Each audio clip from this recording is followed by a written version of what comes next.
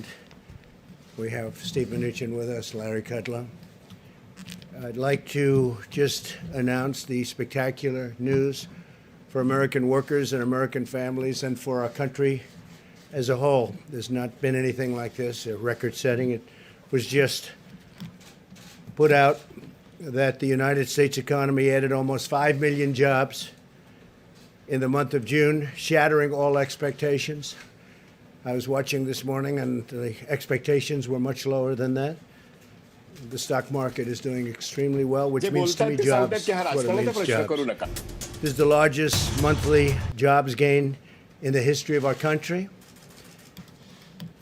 The unemployment rate fell by more than 2 percentage points, down to just about 11%. We're down to the 11% number. We started at a number very much higher than that. As you know, we broke the record last month, and we broke it again this month in an even bigger way. This news comes on top of May's extraordinary jobs report, which was revised upwards, by the way, to 2.7 million jobs. It was 2.5, that was last month, and that was a record setter. But it actually got a little bit better. We revised it. It was revised upward to 2.7 million jobs, for a combined total of 7.5 million jobs created in the last 2 months, and that's a record by many millions of jobs. So it's 7.5 million jobs created in the last 2 months alone. Today's announcement proves that our economy is roaring back. It's coming back extremely strong. We have some areas where we're putting out the flames or the fires, and that's working out well. We're working very closely with governors, and I think it's working out very well. I think you'll see that shortly. In June, we added 2.1 million leisure and hospitality jobs, 740,000 retail jobs, 568,000 education and healthcare jobs, 357,000 service jobs. These are all historic numbers. And 356,000 manufacturing jobs. And manufacturing looks like it's ready to really take off at a level that it's never been before. And a lot of that has to do with our trade policy, because we're bringing manufacturing back to our country. And these take a long time to get going, and they're now going. So these are historic numbers. I'm really happy when I see 356,000 manufacturing jobs, and that's just a small number compared to what it will be soon because of our great trade deals. African-American workers, really happily for me, made historic gains with 404,000 jobs added last month alone, and that's a record. And the second largest jump will be last month, and what we have, if you add the 2 months together, it's 700,000 jobs for African-American workers added in the last 2 months, and that's a record by a lot. Likewise, Hispanic employment is up by 1.5 million jobs, a record by a lot. Hispanic employment up 1.5 million jobs. 3 million more women were employed in the month of June. A record. Never had a number like that. Workers with a high school education or less made the biggest strides of all. So people that have just a high school education or have less than a high school education. With unemployment, those without a high school diploma dropped a full 3.3 percentage points. That's the largest drop in recorded history. 80% of small businesses are now open, 80%. And we think we're going to have some very good numbers in the coming months because others are opening. And especially as we put the flame out, getting rid of the flame, it's happening. New business applications have doubled since late March. That's a number that is not even thinkable to achieve this early into a pandemic. The latest ISM manufacturing report rose 10 percentage points, with new orders jumping a remarkable 25 percentage points, all a record. Consumer confidence, which is great, that's a great number to me because that means confidence is really good. If you don't have good consumer confidence, it's like life. If you don't have confidence, you're not going to do very well. Consumer confidence has risen 12 points since April. and 6-month job expectations hit an all-time high. So think of that for a second. With all we go through, with all of the trials and tribulations that we read about every night, much of it totally fake news, fortunately.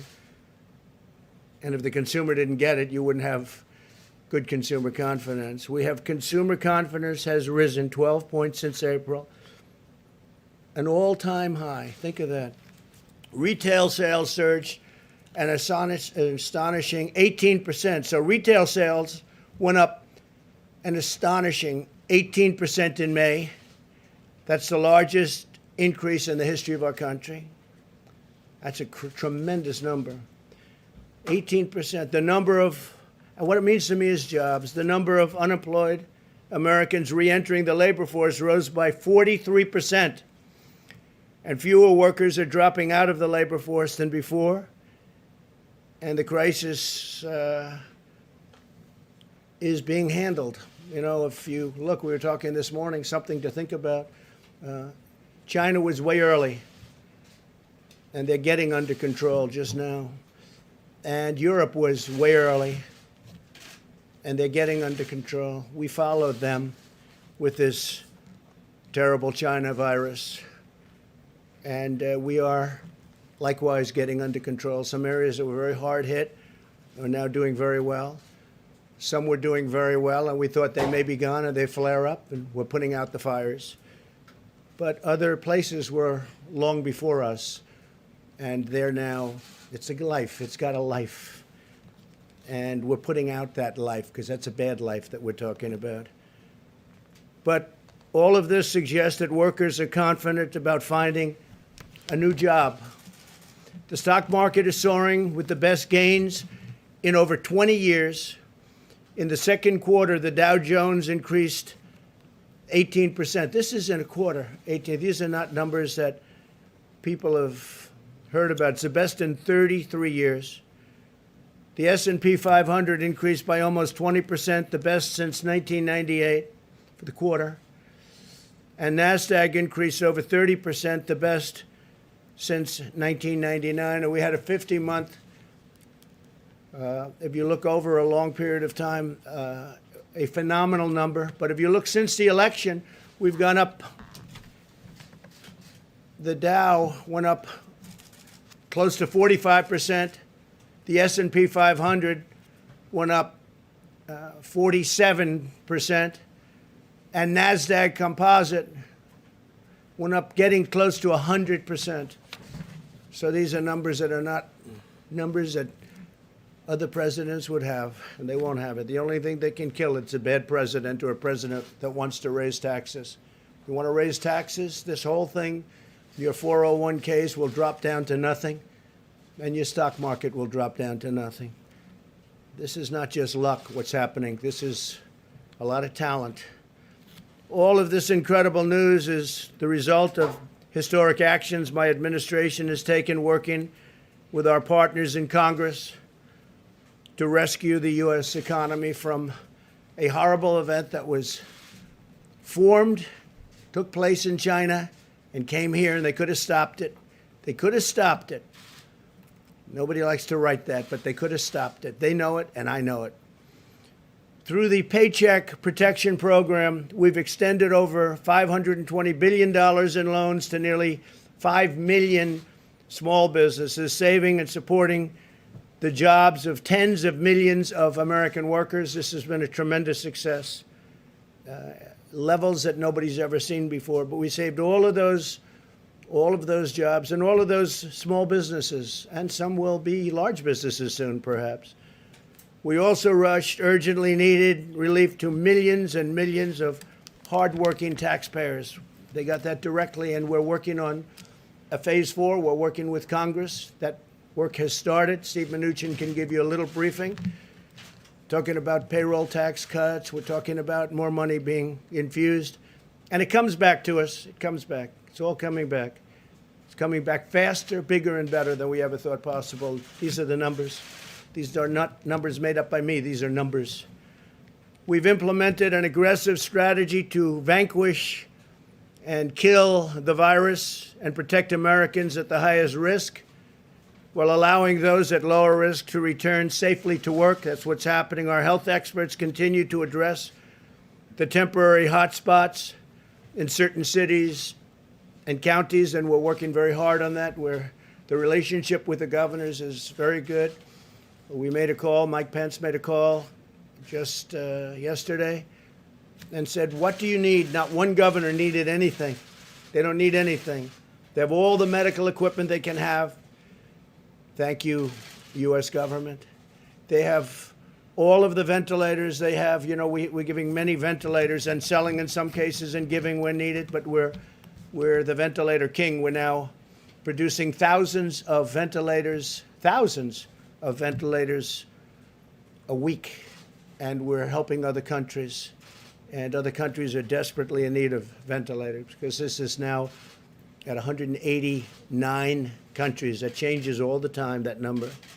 Our last count is 189 countries, and many of them don't have money, and almost all of them don't have a capacity to build a ventilator, which is hard to build, very complex, very expensive, very big in many cases. We've done an incredible job. So we have assembly lines building ventilators, and we're building thousands a week. All of these people are working with governors and local officials to restore best practices, and that's what we've done. That includes face coverings, social distancing, testing, and personal hygiene. Wash your hands. State officials will decide how rapidly to open their economies. That's largely up to them. If we see something that's egregious, we've gotten involved with a couple of them where we thought it was unfair. We'd like to see churches opened quickly, and some of them just don't want to do that. In New York, we got a great ruling from a judge, thank you, Judge, that they can open. If these best practices are implemented, then the hot spots can be calmed quickly, and we understand this horrible disease right now. We didn't understand the disease at all. We did the right thing. We closed it up. We would have lost millions of lives. We've done a historic thing. We would have lost millions of lives. And now we're opening it up, and it's opening up far faster than anybody thought even possible, and more successfully. And as I said, you're going to have a fantastic third quarter. It'll be a third quarter the likes of which nobody has ever seen before, in my opinion. And the good thing is the numbers will be coming out just prior to the election, so people will be able to see those numbers. The fourth quarter, likewise, will be extremely good, and maybe most importantly, from the standpoint of our country itself, next year will be a historic year. Next year is going to be an incredible year for jobs, for companies, for growth. Things are happening like nobody would have thought possible. I do want to comment, Boeing, as you know, is moving along in their process. It's been a very hard process, a very complicated process, but they have made tremendous gains, and they're going for approvals on the aircraft, on the 737 MAX. They're also starting to do some real business, so I just want to congratulate Boeing. They've been through so much. I think it was probably the greatest company in the world. I used to say it was the greatest company in the world, and then it ran through a very tough period of time. But I just want to say that Boeing has made tremendous progress in a short period of time. And other companies I don't even have to talk about, because they're all setting records. Virtually every one of our great companies is setting records. So I want to thank everybody for being here today. These are historic numbers in a time that a lot of people would have wilted. They would have wilted, but we didn't wilt, and our country didn't wilt. And I'm very honored to be your president. Thank you very much. Thank you. Thanks. On the Russian bounties in your PDB. So let me just make some additional comments. And first of all, we couldn't be more pleased with the results today. Again, between this month and last month, that's about 8 million jobs, 8 million people we put back to work because of the CARES Act and working with Congress. I think, as you know, people thought we would have 30 million people unemployed. Fortunately, we never got to that. So 8 million jobs back, but our work is not done. Our work won't be done until every single American who lost their job because of COVID gets back to work. And there's no question, I want to thank the Senate and the House for working with us. There's no question these programs are working. I also want to thank them for extending the PPP. As I've said, it's our priority when we get to the CARES 4 bill in July. We will look to work with the House and Senate on a bipartisan basis to repurpose that money. We have about $130 billion left. There are going to be a number of businesses that are particularly hard hit, and we'll be looking to give those businesses additional money. So CARES 4 will be much more targeted for the businesses that continue to need work. But there is no question that this is working. And we look forward to continuing this progress. Again, I think 8 million jobs, really extraordinary. Now, let me just make one other comment. Director Kudlow and I are not wearing masks up here because we've both been tested this morning, okay? And that's the only reason. But even with that, we did social distance, so I'm pleased to see you're all wearing masks. I'm going to let Director Kudlow make a few comments, and then we'll both be happy to take questions. Thanks, Stephen. Just briefly, underscoring these high-frequency indicators. You know, it's a difficult thing to do. We haven't had much experience with these pandemics, but I will say this. The Apple Mobility Index is a very important index. It's literally a real-time daily indicator, and we're not seeing any declines. It's still strengthening, even, I might add, in some of the southwestern states, which have difficult hotspots. Housing demand and housing surveys are just soaring. Automobile demand now expected for the third quarter, about 10 million plus production units. The trucking surveys look very, very strong. And the Dallas Fed survey, I don't recall if it was in the president's notes, because it's obviously in Texas, a bad hotspot. The Dallas Fed survey, which goes to the end of the month, has not yet shown any declines. Now, it may. I'm not going to rule that out. And I would say, as a general matter, these job numbers, as good as they are erasing a third to a half of those who are unemployed, there's still a lot of hardship and a lot of heartbreak in these numbers. I understand that. And the economy is on its way back. We have a ways to go. I will, however, continue to reference the Congressional Budget Office, which is looking for a very strong third quarter and second half, and a number of private surveys and private forecasters who see the same story on the V-shaped recovery. And with good policies and leadership, 2021 can be a big bang year, and we will be able to get back to the peak levels of 2019. So I believe we're well positioned. I think we have a lot more work to do. I get that. And as Stephen mentioned, we'll see how the policy discussions go later this month. Thanks. Front are completely backed up. So no, I would focus on the jobs numbers are the most accurate numbers, the trend of 8 million jobs back. But having said that, I'm concerned until we get everybody back to work. Obviously, this is good news today, no question about it. But it's also obvious that the crisis that is surging through Sunbelt states, record number of cases nationally yesterday, threatens all of these economic gains. Many states are throwing their reopenings into reverse. What additional actions is the administration going to take to stop that? Will the administration, and will the president specifically, call on Americans to wear masks? And why don't we have, rather than you guys celebrating good news that it's already happened, why don't we have the coronavirus task force up here giving briefings on how to get under control what is obviously not under control, as Anthony Fauci said this week? Well, let me just say I am on the coronavirus task force, so I'm happy to answer a few of those questions. I can't comment on the schedule of briefings. I'm not aware of that.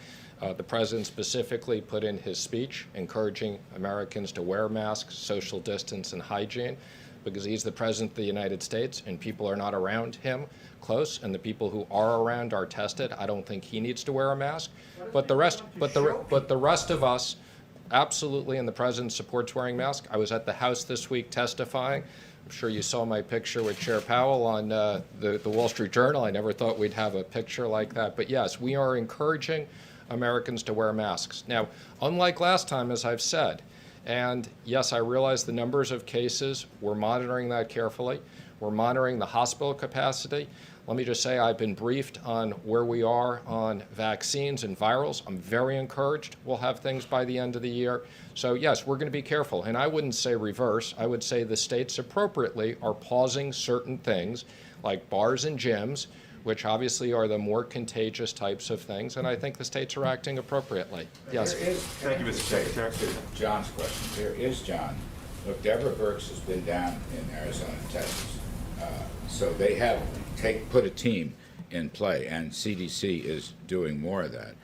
And what they're doing is working with local officials, government officials, but health officials, to really re-emphasize what I call the list of best practices. And I think that will do the trick. And if you have to phase out, as Stephen said, if you phase out bars, so be it for a few weeks. I think some places might have been over-exuberant and now have to come back and get back to these best practices of distancing and masks and testing and personal hygiene. But Larry, the president just said a few minutes ago that we're getting this under control. It is obvious to anyone watching that it is not under control, and Anthony Fauci said so out loud this week. I think what Dr. Fauci said is that if people don't take these things seriously, Yeah. okay, that the numbers could continue to spike. So We're spiking right now. again, what I'd say is the numbers are up. We're obviously watching this very carefully. We think that there is the right balance, and we're working with the states on the health issues and the economic issues. We'll go to the next question. Yes. Mr. Secretary, there is a record number of new infections every day. Does the White House regret encouraging states to open as quickly as it did? And do you think some of that is backfiring?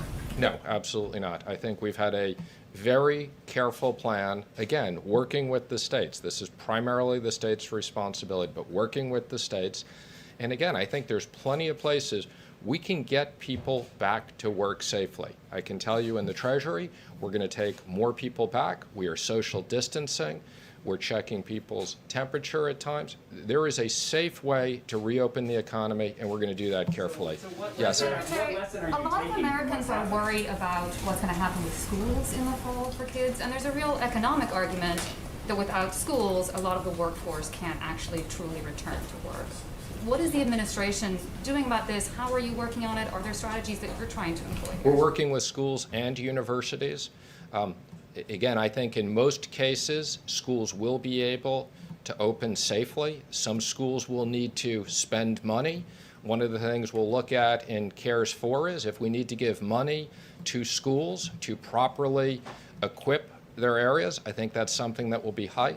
Absolutely. We want to make sure that kids are safe, and that if there is money that schools need to spend to safely have people in classrooms, social distance, spread things out, change hours, these are all the things we're looking at. Mr. Secretary, can you assess the current need for American families in a Phase 4 bill? I mean, in the spring you said that a very big number was needed. What's the current need? I think it's too early to tell, and that's the reason why we're waiting. We've spent an unprecedented amount of money. We have authorization of $3 trillion. That's an extraordinary amount of money. A lot of that money is not in the economy yet. We're continuing. That's why we're extending things like the PPP. And before we go back to Congress, and I'm already having conversations with certain members of Democrats and Republicans to get ideas, but we want to see the economic numbers. As I said earlier, people thought we were going to have 30 million people unemployed right now. Fortunately, we're about 15 million unemployed. We had 5 million people unemployed before this, so we got 10 million people to put back to work. The president's committed to do what we need to do in the next bill to protect kids, protect jobs, protect liability. Yes, in the back.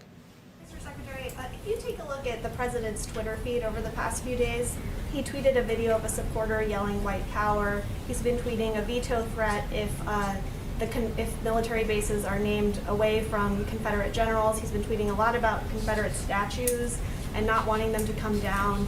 We're in the middle of a pandemic. Is the president more focused on preserving or celebrating the Confederacy than getting this pandemic under control?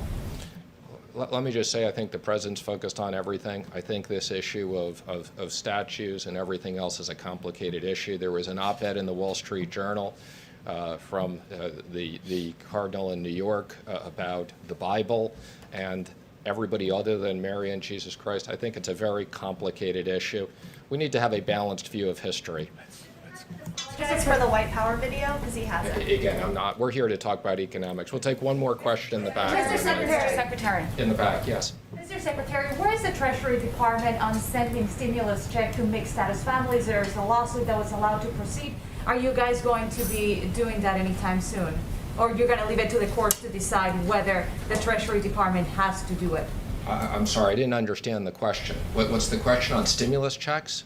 Mixed status families, so parents of American citizen children, people who are married to undocumented. Our position is that legal Americans, American citizens, should get the payments. That's our focus. If people are here illegally, they're not going to get economic payments. So, but let me just say, we're very focused on, as part of the next CARES Act, we're going to seriously consider whether we need to put more payments and direct payments over. Worked very well. Thank you, everybody. How much state and local aid? How much aid for state and local?